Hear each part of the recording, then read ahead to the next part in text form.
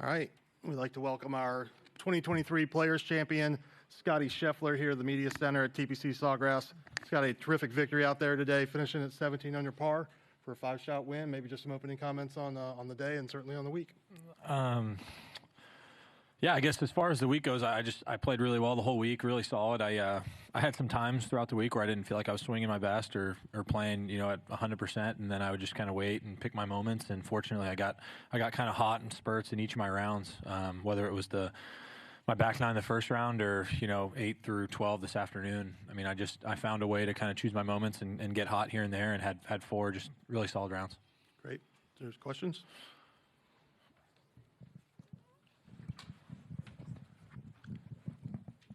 Scottie, you seem to play your best when, in terms of the more prestigious tournaments, some of the tougher tracks.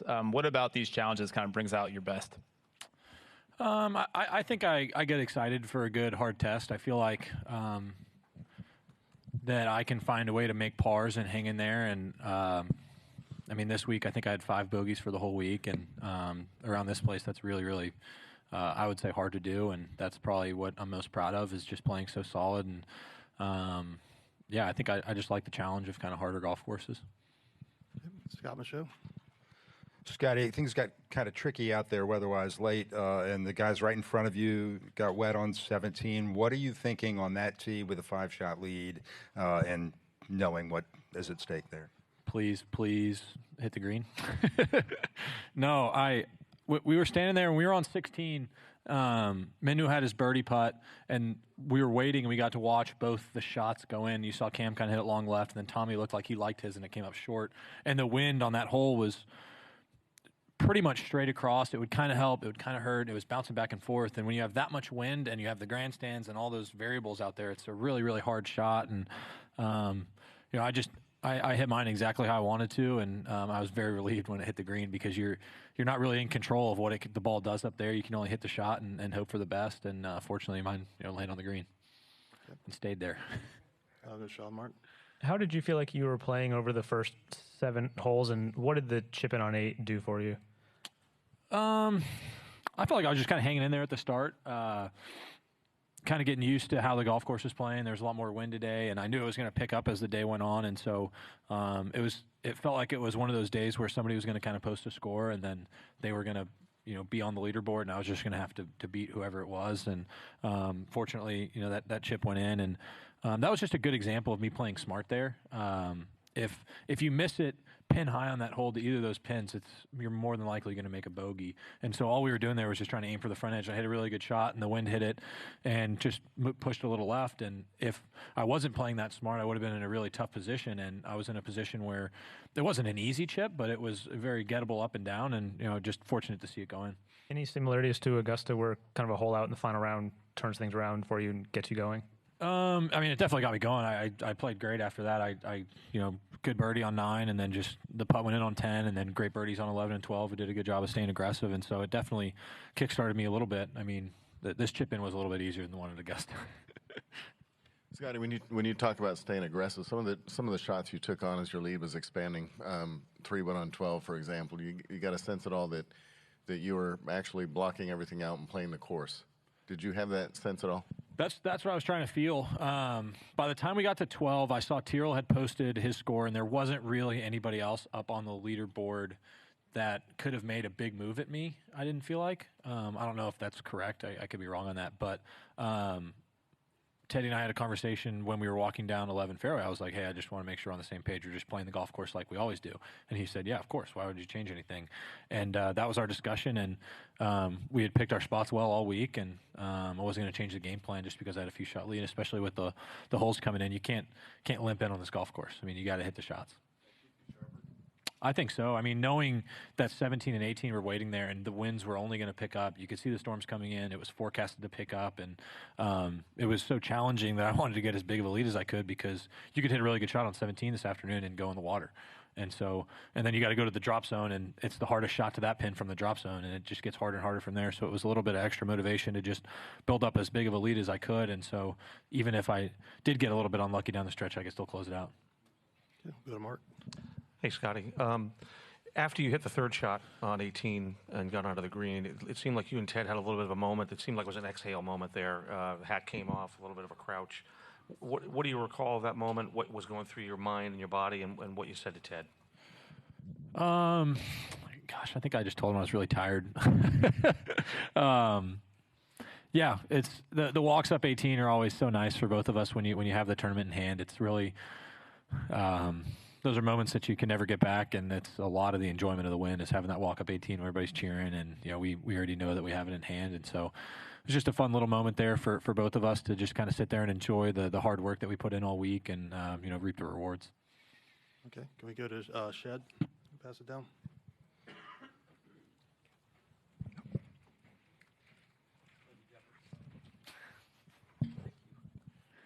Talking to Randy, he said that whether you're playing out here or playing at home, that you just really love the game of golf. And I was wondering if you could speak to that, just how much enjoyment you get out of it, wherever you're playing. Yeah, I really do. I love playing golf at home. I love social golf. I love going out and gambling with my buddies and just having fun and cutting up with each other. And I love to practice. I enjoy being able to try and shape the ball and the challenge of the game. It's been a huge part of my life since I was probably 3 or 4 years old, and just trying to continue to enjoy it. And I've been fortunate for a long time to be surrounded by people that let me do that. Randy and I don't take ourselves too seriously. I don't know how well you know him, but he's a little bit of a goofball, and so we have some fun together. And some of my favorite memories of this game are just hanging out on the range with Randy. When you're just playing the golf course, like you said, you were down the stretch talking to Teddy about that. Is that sort of maybe the theme of what you've been doing over the last 13 months? Is just playing the golf course? And I would say a little bit, yeah. I mean, you got to play the field as well, and but certain times you get into situations where you are just playing the golf course, especially when you build up a lead. And I didn't want to focus on a 4-shot lead. I wanted to focus on beating the course, and basically that was treating every hole with par and trying to beat it. And with the odd case probably being 14, where I was like, I just need to get this ball over the hazard on the left and just get up there somewhere. I was very happy with a 5 there, but yeah. Okay, we'll go to the back of the room. Day. And how does it, with all the errors that happens, especially with like a windy day, how do you stay in your head and make sure like you don't get the feeling like don't choke? Like how do you stay positive through it all? I think the tougher conditions were probably a bit of an advantage for me. I like it when things kind of get hard, and today was definitely one of those moments. And so I just tried to stay focused and beat up on the golf course and not worry about what everybody else was doing. Fortunately, I was in a position going into today where I was in control of the tournament, and Minwoo got off to a good start, and then he made the mistake on 4, and he wasn't able to get too close after that, and so I just try to stay patient and continue to hit good shots and not worry about what other people are doing and just going out and taking care of my own business. Okay, Michael. Thank you. Stuart, last year at the Masters on Sunday night when you talked about the crying like a baby and the stress of telling your wife you don't know if you can win this thing. It's one of the greatest quotes in the history of golf because it was so revealing about what that tournament meant. I know this is a very different kind of tournament, but what would be the similar kind of emotions approaching or different kind of emotions approaching today's play? Yeah, this tournament feels like a major championship to me, and this morning was tough. I would say that East Lake at the end of last year was pretty challenging for me just to handle. It was obviously very sad and hard, and I didn't expect things to finish that way. And so this one's a lot sweeter now. Okay, Ryan Lefner. You must have read my mind. I was going to say, how did you respond to that defeat at East Lake, and kind of what did you learn from that experience that you're taking into 2023?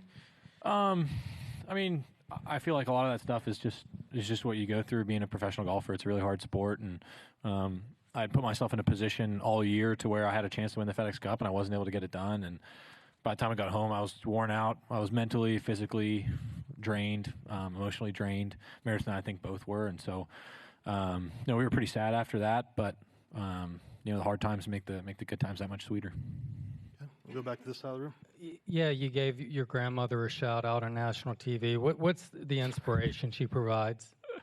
I mean, it's pretty impressive. She's walking so many holes out here. She's a trooper, and we've been coming here to spend time with her for a long time. And I mean, gosh, I really don't know what to say. I mean, she she's had a rough, last year with Grandpa passing away, and we have an uncle that's pretty sick, and I'm happy that we're able to kind of enjoy all this together. Kind of kidding with you, but you called the world ranking #1 in algorithm. What's 4.5 million check mean to you? What would you call that? I don't really know. haven't thought about it too much, to be honest. Okay, Gene. Scottie, for the last decade, dating back to your high school days, it seems like you've been checking off some pretty significant milestones along the way, whether it's, being successful in your only tour event as an amateur, Walker Cup team, Korn Ferry Tour Player of the Year, PGA Tour Player of the Year. At what point along that timeline did you maybe start to feel like you could be as special as things are going for you now? I don't really know. I never really thought that much of myself. I always just tried to stay in my own little bubble, and I did a good job of being a good junior, and then I was a pretty good college player, and then I played good on the Korn Ferry Tour, and I just keep trying to get a little bit better. I never really looked too far ahead. I always believed that I could make it out here and play well on tour, but I never expected it. It's kind of hard to describe the feeling, but I never really looked that far ahead. I just tried to get a little bit better and just go through all the proper steps. As a follow-up to that, will being the only reigning Masters and Players champion besides Jack and Tiger in any way cause you to raise expectations at all? No, probably not. I got Austin coming up next week, or I guess got a week off, and then Austin's coming up, and then another week off in the Masters, and so I'm just going to celebrate tonight, and then just try and get a little bit of rest and go from there. Okay, we'll go Kevin, James, and Brendan. Scottie, what compelled you to beat balls until there was no daylight left last night with the rain session? I hit like 10 balls. Well, not so much beating balls. I did not quite beat balls. So why did you decide to go do there? What were you sort of trying to fix? It's usually just part of my routine. I usually practice a little bit after the round, and I just wanted to get a good feel going into tomorrow and or going into today, and just part of my routine. And sometimes I do it, sometimes I don't. But I just wanted to hit a few shots, get good feels, and make sure my lines were good, and just so I could sleep better. I wasn't thinking about it. Thanks. Scottie, as you look at the last 12, 13 months of your life, what's different for you now as a pro golfer than it was then? Professionally, I'd say there's just more going on at tournaments. I come in here and talk to you guys a little bit more than I did probably a year and a half ago, and it's a lot of fun. It's all good stuff. It's a little bit busier. There's more fans. It's always fun to have people cheering for you, and I'm very grateful for that. I haven't made I don't think many enemies out there, and so people are still cheering. But yeah, professionally a bit different. At home, things are pretty much still the same though. Do you think at all about how the sport has changed in the last 12 months? Not really. I wouldn't say it's something that occupies too much of my thoughts. I'm focused on being out here on the PGA Tour. I don't worry about what's going on elsewhere. I'm doing what I can to help improve our tour, and I think the tour's done a great job of continuing to improve, and they're improving at a rapid pace. And I mean, the elevated events have been a lot of fun. We've had great leaderboards, good finishes, and yeah, I mean, it seems like it's been a success so far, and we're hoping for more of it in the future. Okay, we'll go over to Kevin Price and Cam Morfitt.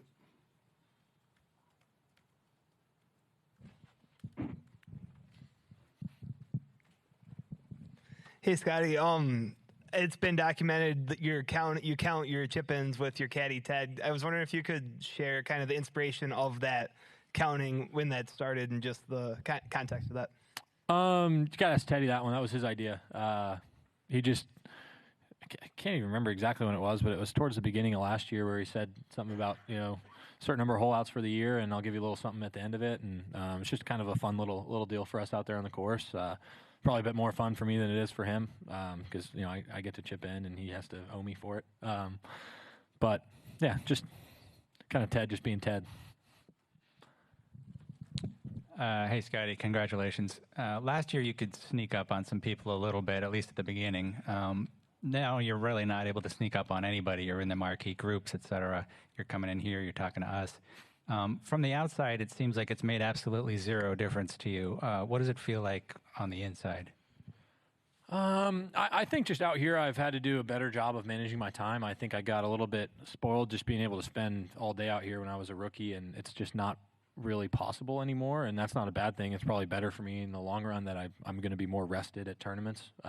It just takes a bit more energy to go from place to place and to practice, and it's all good problems. It's fun having people out there in the practice round. It's nice, those relaxing times, and it's fun getting to come in here and talk to you guys. But as a person, I don't feel any different. I still feel the same as I did in college. I still feel like I might even be in high school. I mean, nothing much changes.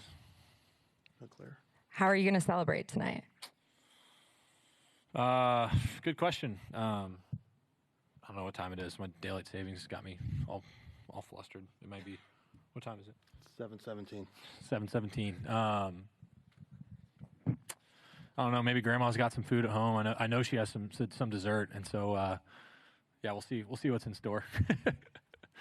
Bob, how do you think your game compares to a year ago? I mean, obviously, there's a fine line to win and everything, but I mean, are you playing better than you did then?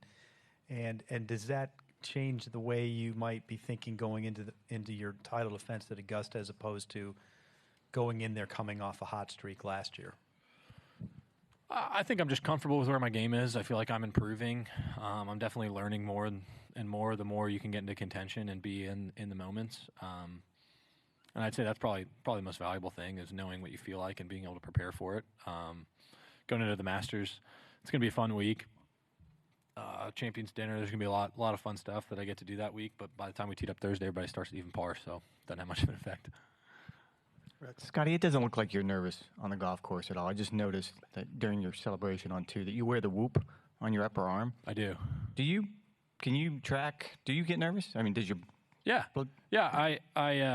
I track it just activity. I don't know what it'll say today. I tend to have probably a higher strain than when I don't play well. My worst rounds are usually when my strain is the lowest. I don't know exactly what that means, but the better I play, I guess, the more excited I get. Congrats, Scottie. It's been 392 days since you over here. So 392 days ago, you walked off in Phoenix, taking your first PGA Tour win. If you were to describe the last 392 days in one word, what would it be? Fun. And secondly, you're the only one except Jack Nicklaus and Tiger Woods who have held the Masters and the Players, been the Masters and the Players champion at the same time. What does that say? I mean, quite a special group of people. We could add all our majors and Players together, and I have 2 now, and they have a lot more than that. But anytime you can get mentioned in the same breath as Tiger and Jack, it's very special, and I'm very grateful for that. Mark? Scottie, can you remember like 13 months ago when some people wondered if you could finish and get it done? And then how much does winning that first time at Phoenix open it up to where you feel like you can close every time now? I guess the experience helps. I think I talked a little bit last year. I didn't feel any different, but I would say I'm maybe a bit more comfortable knowing what I need to do. I think before Phoenix, I had this idea that I had to play perfect on Sundays and hit nothing but good shots, and that's not necessarily how golf is played. Very rarely do I hit it exactly how I want to, and maybe only a couple times a tournament. And so most of it is just managing your way around a golf course, and Teddy's been a huge part of that, helping me stay patient and just kind of grinding things out and trusting in ourselves. He's been a huge part of that on the golf course. Okay, we'll wrap it up with Doug and then Brendan. Scottie, when you were winning a lot at this time last year, and you talk about how fortunate you are to have results go with the improvements, et cetera, what was it like from like May until you won again? When you were still playing some good golf, you just weren't winning. Did that get frustrating at all when you'd been winning so much? I mean, it's always frustrating to not win when you feel like you can. Like U.S. Open was challenging. I felt like I had a good chance to win that tournament and came up short. Colonial the same way. But all you could do is just continue to put yourself in position. It's like volume shooting. I'm just going to try and get up there as many times as I can and see what happens. It's a lot more fun being in that arena than it is finishing a few hours before the leaders finish. It's more fun going down the stretch when you make a putt and people are cheering, and Going out there and competing against my friends out here, it's a lot more fun, and just hoping to do more of that in the future. Okay, Brandon, wrap it up. One quote that's always kind of stuck out is when Brooks described you as a big game hunter in, I want to say, at the Ryder Cup.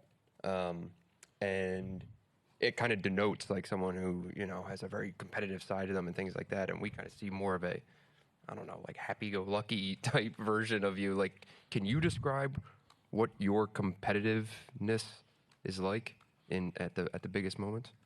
I can try. I mean, I'm very competitive in whatever we're doing. I like beating Meredith at board games. No, when it comes to sports and being out here, I want to win, and I think I get excited when we get to the biggest tournaments and the best players are there, and that's a lot of fun for me as a player, is being able to compete against those guys. And I had a good track record in the majors before the Ryder Cup, and I was very fortunate to be on that team. I got a vote from a few of the guys in that room that were already on the team, and I'm very grateful for that. I'm in debt to them for a long time just for letting me be a part of that special team. And we had a lot of fun that week, and I learned a lot about myself as a player and just getting able to be with the guys. There's so many great memories, and I've always had a hard time describing myself. I don't know. We can get Meredith or my dad up here, and they can tell you a little bit more. Yeah. All right. It's probably going to be a no from them on that one. 2023 Players Champion Scottie Scheffler, congratulations.